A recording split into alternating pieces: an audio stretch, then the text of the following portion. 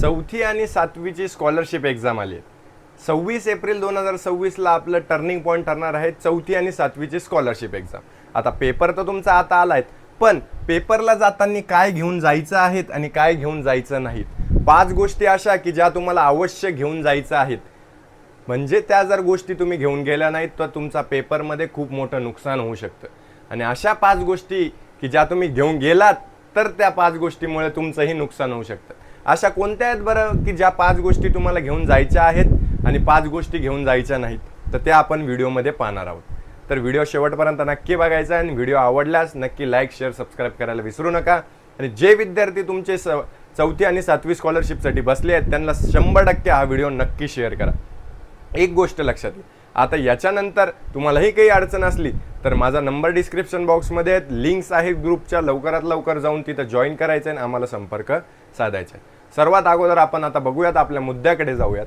तर कोणत्या अशा 5 गोष्टी आहेत का ज्या आपल्याला घेऊन जाणं खूप आवश्यक आहेत बघूयात.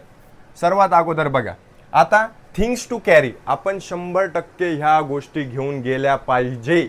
तर अशा गोष्टी कोणत्या? Admit card, hall ticket. आता ॲडमिट कार्ड आणि हॉल तिकीट, जे आपल्याकडे ॲडमिट कार्ड आहे, ॲडमिट कार्डलाच आपण म्हणतो हॉल तिकीट. हॉल तिकीट तर मी व्हिडिओ टाकलायत कसं डाउनलोड करायचं, काय करायचं. हॉल तिकीट डाउनलोड झालेत, तुमच्या शाळेतून तुम्हाला हॉल तिकीट भेटले जातात.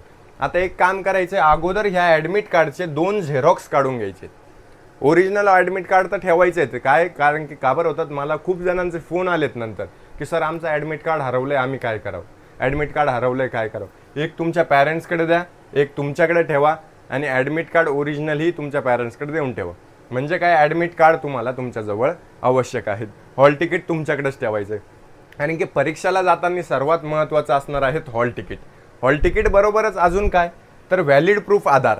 आता आधार कार्ड, तुमचं आधार कार्ड असेल, त्याच्यानंतर नाहीतर स्कूल आय डी असेल, स्कूलची आयडेंटिटी कार्ड असेल ना, तर ते व्हॅलिड प्रूफ म्हणजे हे तुम्हीच आहात हे ओळखण्यासाठी व्हॅलिड प्रूफ काय, तर व्हॅलिड प्रूफ हे तुमच्याजवळ आवश्यक आहे.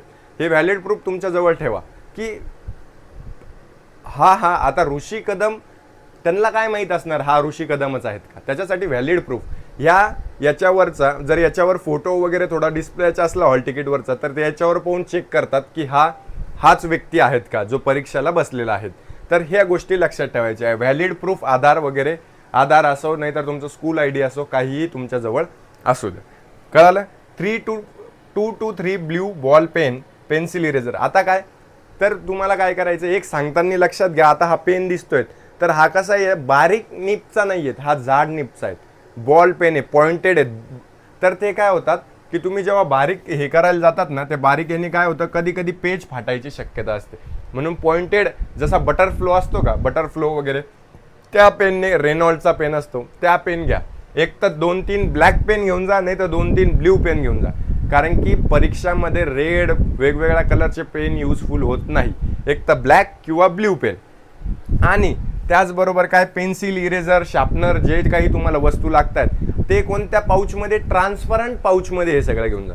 कारण की 10 रुपयाचं ट्रान्सपरंट पाऊच भेटतं, याच्यामध्ये हे सगळं ठेवायचं, सगळं पेन्स वगैरे. म्हणजे आपल्याला चेकिंग वगैरेचा ताण नाही राहत. त्यांना असं पाऊच बाहेरून पण दाखवलं, नाहीतर ते सगळे काढून दाखवावं लागतं आपल्याला. तर हे बाहेरून पण दाखवलं तरीही चालतं, ट्रान्सपरंट. आता बघा, आता जरी या तुम्हाला वाटत असतील, नाही तर तुमच्या शिक्षकांना कोणालाही वाटत असेल की हे मुद्दे आता उपयोगाचे नाही, पण आता इथूनच मला तुम्हाला सवय लावायची आहे का, इथूनच तुम्ही ही सवय सगळी प्रॉपरली लावून घ्या.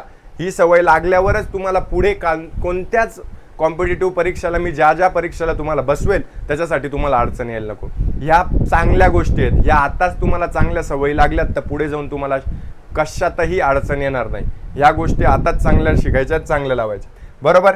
आता ट्रान्सपरंट, याच्यात सगळं काही, बॉल पेन, ब्ल्यू पेन, सगळं काही व्यवस्थित न्यायचं. आता याच्यात बघा, वॉटर बॉटल. काय तुम्हाला परीक्षा आता 75 प्रश्न आहेत तुम्हाला, असे 150 प्रश्न आहेत 300 मार्क्सला, बरोबर.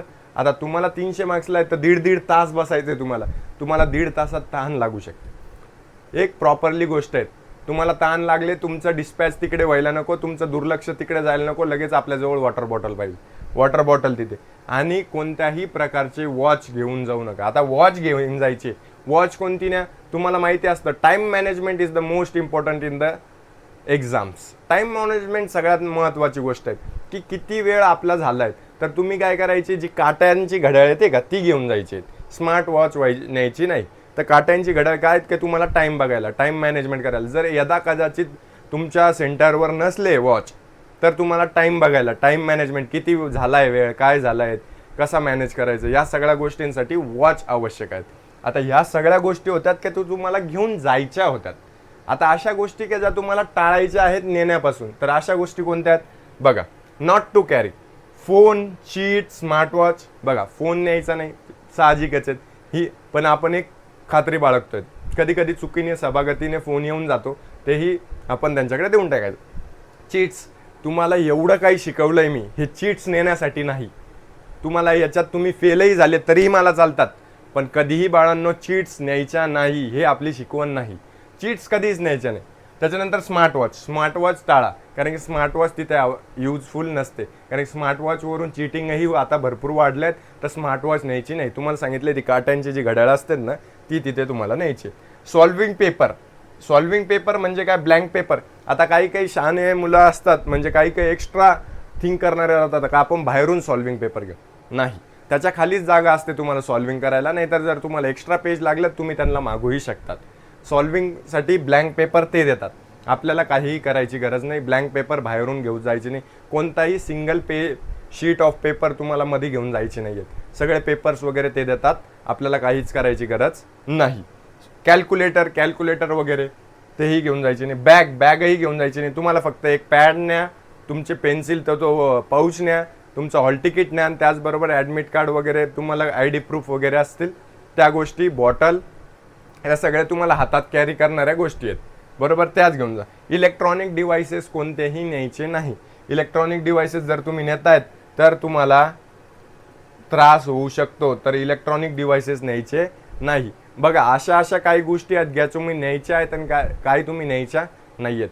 बघा, आता तुम्हाला वाटत असेल की आपण चौथीलाच एवढे स्ट्रिक्ट नाही आहे, पण आतापासून जर तुम्हाला सवय लागतील मुलांना, तर पुढे तुम्ही जितके जाशाल तितके तुम्हाला काय वाटेल की यार आपल्याला ऋषीदादांनी सांगितलं होतं, ह्या गोष्टी आताच शिकवल्या होत्या, तर पुढे तुम्हाला त्रास होणार नाही. तर आतापासूनच या गोष्टी फॉलो करायला सुरुवात करा. आणि ह्या छोट्या मुद्द्यांवर आपण व्हिडिओज बनवतोय. अजून नवीन मुद्दा कोणता लागतोय तुम्हाला, हा डिस्क्रिप्शन बॉक्समध्ये टाका मला, की दादा आम्हाला हे सांग, मग त्या गोष्टीवर आपण सांगूयात. आणि डिस्क्रिप्शन बॉक्समध्ये सगळ्या पूर्वतयारी ज्या सुरू करणारे 1 मेला NNMS स्कॉलरशिप, मंथन, MTS, नवोदय स्कॉलरशिप, 1 मेपासून सगळ्यांच्या बॅचेस सुरू होत आहेत. सगळ्यांचे ग्रुप डिस्क्रिप्शन बॉक्समध्ये दिलेले आहेत. लवकरात लवकर तुम्ही त्याच्यात जॉईन व्हा. तुमच्या सगळ्या मित्रपरिवारांना शेअर करा. आणि व्हिडिओ आवडल्यास नक्की लाईक, शेअर, सबस्क्राईब करायला विसरू नका.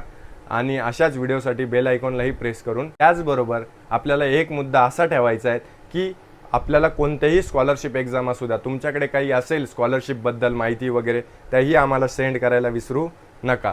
तर अशाच प्रकारे आपल्याला सर्व तयारी व्यवस्थितरित्या करून घ्यायची आहेत. सर्व मुलं स्कॉलरशिपमध्ये एक दिवस आपल्याला पूर्ण महाराष्ट्रभर पोहोचून सगळ्यांना स्कॉलरशिपबद्दल फ्री ऑफ कॉस्ट ज्ञान द्यायचं आहे. आणि याच्यात तुम्हाला 1ही रुपयाची फीस घेणार नाही आहेत.